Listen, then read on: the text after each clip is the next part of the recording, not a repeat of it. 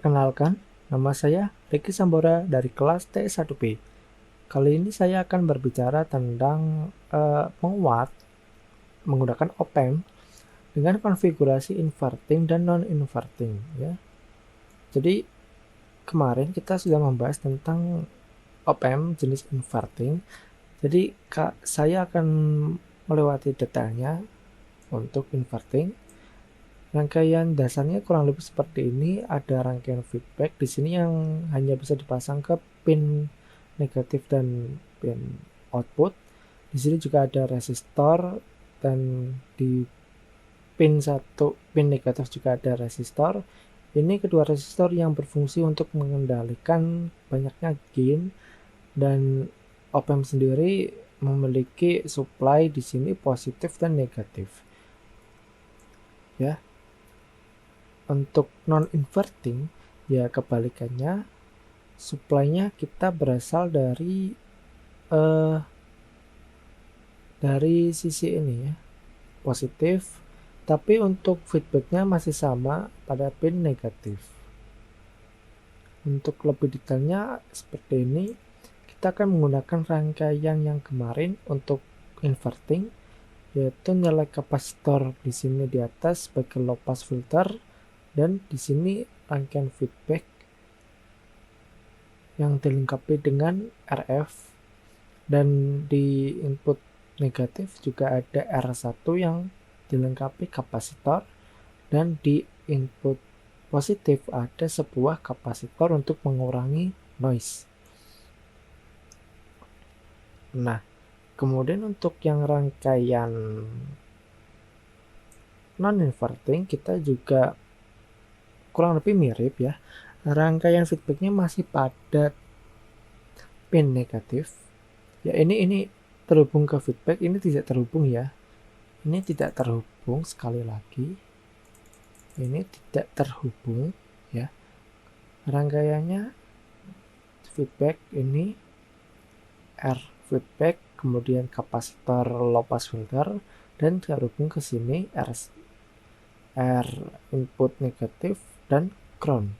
Kemudian input positif terhubung dengan sebuah resistor dan ke sumber 1D-nya. Dan ini adalah kita mengambil sinusoidal seperti itu. Ini hanya opsional, jadi tidak perlu dipikirkan. Oke, tabelnya kurang lebih seperti ini. Saya akan mencoba di sini yang inverting terlebih dahulu. Untuk yang jenis inverting di sini kita memiliki sumber sebesar 50 mV dengan 100 Hz ya. 100 Hz. Nah, kita memiliki dua resistor. Kita akan membahas dua resistor ini dulu. Resistor feedback atau RA2 dan resistor pin negatif RA1.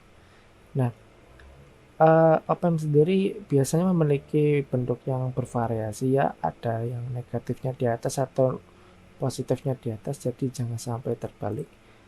Nah, untuk gain dari op-amp inverting itu adalah perbandingan dari RA2 dan RA1 secara garis besarnya. Dan juga outputnya adalah berbeda fase 180 derajat. Seperti itu. Kita dapat buktikan di sini.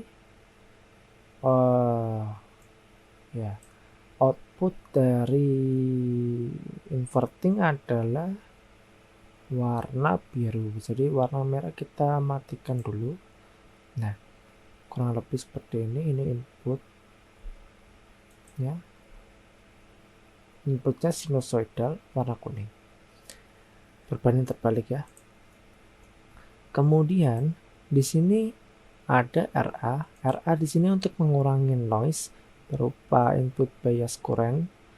Bias current adalah noise berupa arus di sini ya. Perbandingan arus di sini tidak akan saya jelaskan detail. Jadi RA ini mengurangi input bias current, dan juga di sini ada kapasitor yang sebagai filter juga. Kemudian CA1 ini atau kapasitor C1 berfungsi sebagai low pass filter. Jadi sebelum kita membahas ke low pass filter, kita akan membahas bandwidth dulu. Bandwidth dari ini op-amp atau gain bandwidth produknya dapat dilihat di job sheet, maksud saya datasheet, adalah 1,3 MHz. 1,3 MHz dengan gain yang saat ini kita lihat adalah 10K dibagi 1K adalah 10, berarti minus 10. Gain kita adalah minus 10, maka bandwidth kita adalah sesuai dengan di sini adalah 118K. Itu cara menghitungnya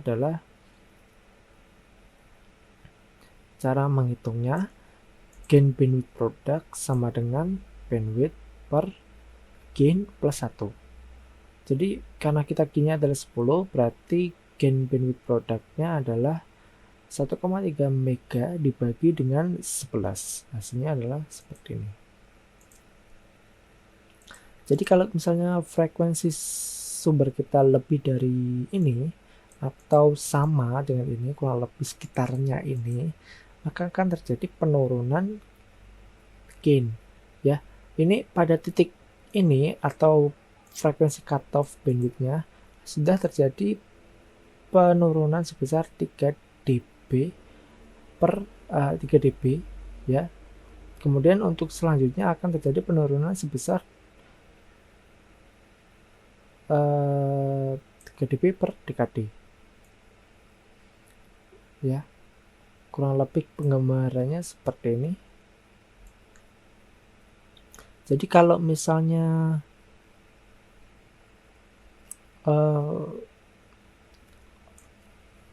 ini frekuensi cutoff, kalau misalnya sumber kita memiliki frekuensi yang lebih tinggi dari frekuensi bandwidth, maka gainnya akan terletak di sini, menurun. Semakin tinggi frekuensinya semakin turun. Tapi kalau misalnya kurang, maka frekuensinya akan stabil, berapapun kita ubah ya, tetap stabil selama kita kurang dari titik ini ya, titik sebelum minus 3 itu. Kemudian pada gain yang lain 100 ini juga sama, bedanya juga di R3 saja dan bandwidth cutoff-nya. Dan yang selanjutnya kita akan membahas tentang low pass filter. Low pass di sini itu fungsinya juga mirip dengan bandwidth. Kalau misalnya kita melebihi frekuensi yang dimaksud, yaitu dengan menghitung nilai kapasitornya ini seper XC, itu akan menghasilkan nilai frekuensi. Nah, frekuensi yang dihasilkan adalah frekuensi cutoff. Kurang lebih penggambarannya juga sama. Ini adalah frekuensi cutoff. Nah, kalau misalnya frekuensinya lebih dari cutoff, maka akan terjadi penurunan. Kalau kurang, maka akan stabil. Stabil menggunakan rumus ini. Kalau penurunan, maka rumusnya beda lagi. Rumusnya akan menjadi 1/2pi R1C1 F ya, seperti itu. Nah, untuk impedansi dari inverting ini, karena sumbernya adalah pin negatif, maka akan ada resistor ya. Nah, impedansinya itu ya resistornya itu. Jadi kalau resistornya 1 ohm, impedansinya 1 ohm. Nah, itu salah satu kelemahan dari op-amp inverting, jenis inverting ya. Karena op-amp sendiri idealnya memiliki impedansi input yang sangat tinggi atau tak hingga, dan impedansi output mendekati 0. Tapi kita karena modelnya negatif, jadi memiliki impedansi input sebesar R yang pada kaki negatif. Kemudian untuk impedansi outputnya sendiri, itu kita membutuhkan nilai dari tahanan output op-amp ya. Di sini ada resistor outputnya, kita cari, kemudian kita hitung. Dan saya di sini mendapatkan 5,53 ohm. ya. Jadi impedansi outputnya kita dapatkan 5,53 ohm. Ini cukup kecil dan cukup mendekati 0. Impedansinya sama ya, berapapun nilai penguatannya saya coba seperti itu. Dan untuk penguatannya dibatasi dengan ini power supply. Jadi kalau misalnya ini 16 volt, kita pakai 16 volt, maka outputnya tidak akan lebih dari 16 volt ini. Sebagai contoh, kita memperkuat tegangan hingga 1000 kali. Karena output kita adalah 50 mV, kalau diperkuatkan 1000 kali akan menjadi 50 volt. Tapi itu akan lebih besar dari ini. Makanya kita didapatkan nilai di sini adalah sebesar 52 dB penguatan saja, tidak sampai lebih ya. Ini 50 dB itu cuma beberapa sih, nggak sampai 1000 kali, dan itu sudah sampai titik saturasi ya. Kalau nggak percaya kita coba di sini.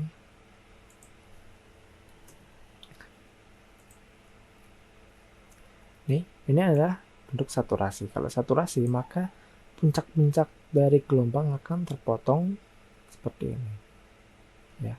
Itu adalah titik saturasi.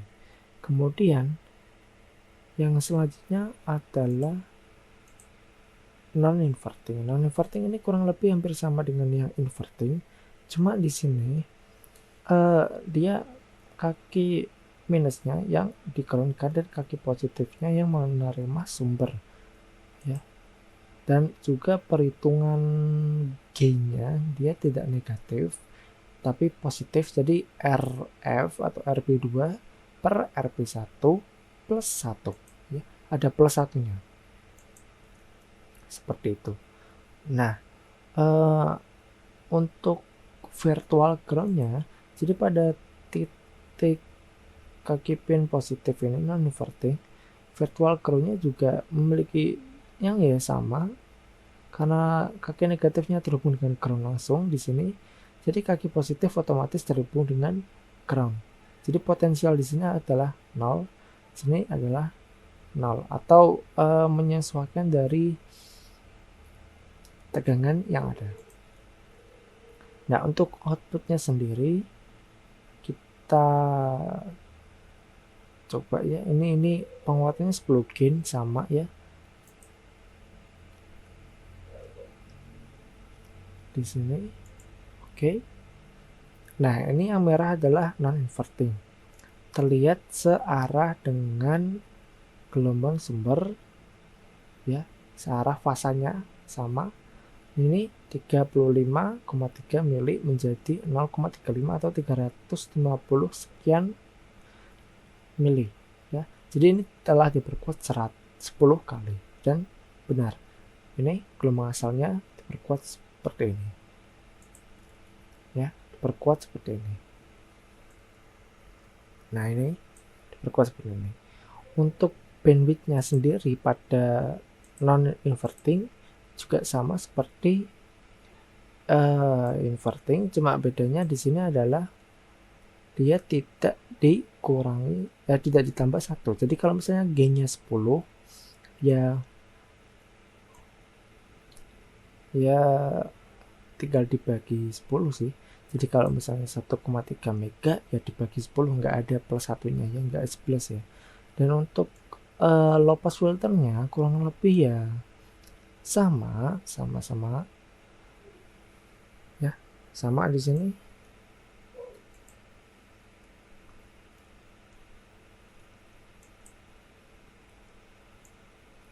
Untuk impedansi inputnya saya kurang tahu, tapi pakai rumus ini saya nemu di internet. Ini pakai RI nya saya pakai nilai impedansi input dari datasheet, dan kemudian pakai rumus ini. Saya ambil contoh yang gain 100, impedansi inputnya adalah 1 mega. Tapi ternyata memang tidak berubah ya, jadi saya buatkan saja ke 1 mega ohm. Nah, untuk impedansi outputnya caranya sama seperti yang inverting tadi, dan dapatkan hasilnya kurang lebih ya sama. Ternyata sama. sama semua ya, seperti itu. Nah, sekarang kita langsung loncat ke kesimpulan saja. Oke, kesimpulannya adalah yang pertama, inverting op-amp memiliki sinyal output yang berbalik fasa 180% ya dari sinyal inputnya. Sedangkan non-inverting, sinyal inputnya akan identik dengan sinyal outputnya, seperti itu. Dan kemudian input dari op-amp merupakan selisih dari kedua input, negatif dan positif, atau bisa dikatakan adalah diferensialnya. Jadi kalau misalnya pin positif adalah 2,1 volt, maka kemudian pin negatifnya adalah 2 volt, maka akan terjadi konfigurasi non-inverting yang diperkuat adalah 0,1 volt, seperti itu. Nah, untuk saja op-amp ideal tidak memiliki arus pada kedua pin masuk dan akan membuat kedua pin tersebut memiliki nilai yang sama. Jadi op-amp akan berusaha menyamakan kedua inputnya, seperti itu.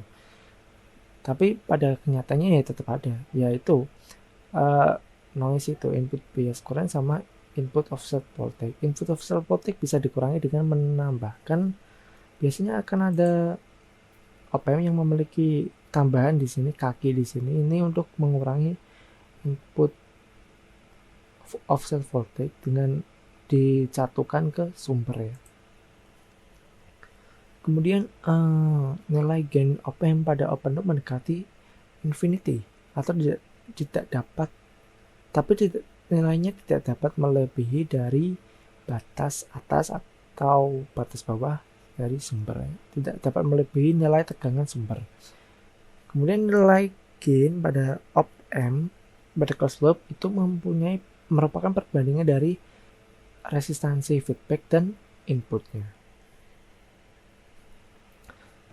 Kemudian sebuah op-amp memiliki noise yang disebut input bias current dan input offset voltage. Output op-amp dipengaruhi pada nilai bandwidth ya, seperti tadi ada frekuensi cut off. Jadi kalau misalnya lebih maka akan terjadi peredaman. Pemasangan low pass filter dan high pass filter maupun jenis filternya pada op-amp akan memberi batasan sinyal. Jadi prinsipnya kurang lebih sama seperti low pass filter yang ada pada feedback tadi. Jadi itu akan memberikan batasan pada frekuensi berapa akan bekerja secara optimal dan frekuensi berapa akan terjadi peredaman. Selain yang ditetapkan pada di atas ya, yaitu bandwidth. Oke, kurang lebih seperti itu saja yang dapat saya sampaikan. Bila ada kesalahan mohon dimaafkan. Terima kasih.